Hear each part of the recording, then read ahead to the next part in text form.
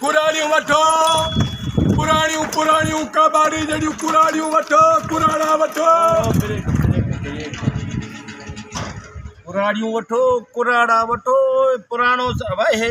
3 दॿो त मूं मञियो हिन ॻाल्हि खे कुराड़ी कुराड़ो किथे हिन बाबा असां वटि कुराड़ा ऐं कुराड़ियूं अहिड़े क़िस्म जी भगल टुटल ठीकु आहे कंहिं कम जूं न कंहिं कम जूं न आहिनि तव्हांखे खपनि जंहिंखे कुराड़ी खपे मथां तव्हांजी कुराड़ी गुज़ारे वई हुजे उन जॻह ते असां 2 टे रुपया वठंदासीं तव्हांखे असां पंहिंजी कुराड़ी ॾींदासीं न पोइ सैंपल त रखो न हिते हे त ख़ाली 3 दॿा खयो या ॾेखारण आहियूं त हेड़ियूं शयूं हूंदियूं बाबा मुंहिंजे चवण जो मक़सदु आहे त अहिड़ो कुराड़ो असांजे घर में अथई सफ़ा अहिड़ो आहे पर हिकिड़ी ॻाल्हि आहे यार कहिड़ो ॾुकड़ जो दौर अची वियो आहे जो माण्हू कुराड़ियूं कुराड़ा बि खपाइनि था बाबा मजबूरी आहे छा कयूं महांगाई वधी आहे तोखे खपे मां त टाइम पास करण लाइ इहो पुछो मैं त जेके होको ॾिनई उन मूंखे मज़ो न ॾिनो मूं सोचियो जेको होको मज़ो नथो ॾिए उहो रोज़गार कमु कहिड़े जो पोइ कहिड़ो हक़ भला कीअं ॾिजां मूंखे ॿुधा सम्झा 3 दॿे वारो लोहे पुराणे वारो लेलुन की चौंपल वारो छिगल बूट वारो ईअं वणंदो हाँ हाँ 3 दॿे वारो लोहे पुराणे वारो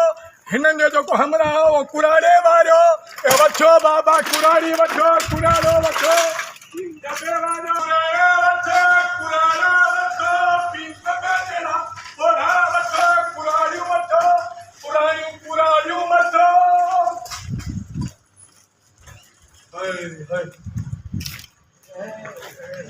होको छा जो पियो ॾी बाबा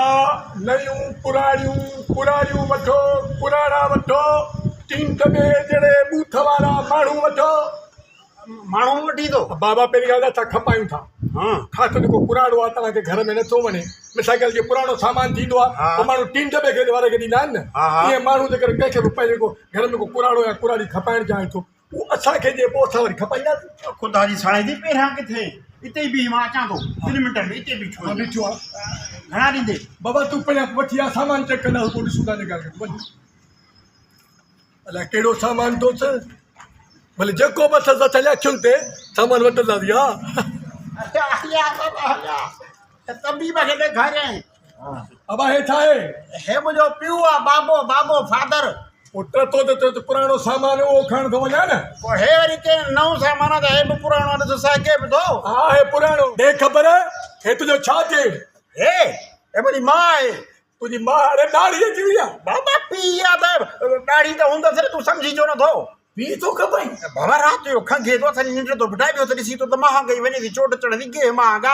पेट्रोल महांगा हिनखे असां केतिरो पालींदासीं 10 सालनि खां रिटायर लॻो घर वेठो आहे कुझु आणे बि कोन थो बाबा साईं जी ॻाल्हि लॻी पई आहे जॾहिं पीअर पोड़ा थींदा आहिनि त औलाद खे ॻाल्हि सम्झ में न ईंदी आहे पोइ मजबूर आहिनि पोइ उन्हनि खे छा कंदा आहिनि की यतीम खाने या ॿिए किथे मुसाफ़िर खाने में छॾे ईंदा आहिनि जिते पोड़ा वीचारा पलबा आहिनि हाणे तूं पंहिंजे पीउ खे खपाइण थो चई भली खपा पर ॾींदे घणे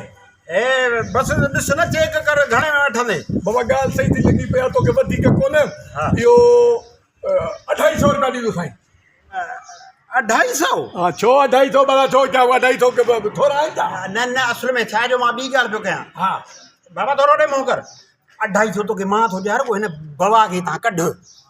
हल अॻे यार माण्हू औलाद खपाईंदा गुरबत जे करे माण्हू मजबूर थी पंहिंजो औलाद ऐं बचा खपाईंदा आहिनि हाणे एॾी महांगाई थी जो ग़रीब माण्हू पंहिंजा पीअर था खपाइनि तव्हां हिन ॻाल्हि खे सम्झी छॾियो इहा महांगाई असांखे मारींदी जो असांखे पंहिंजा पीअर खपाइणा पवंदा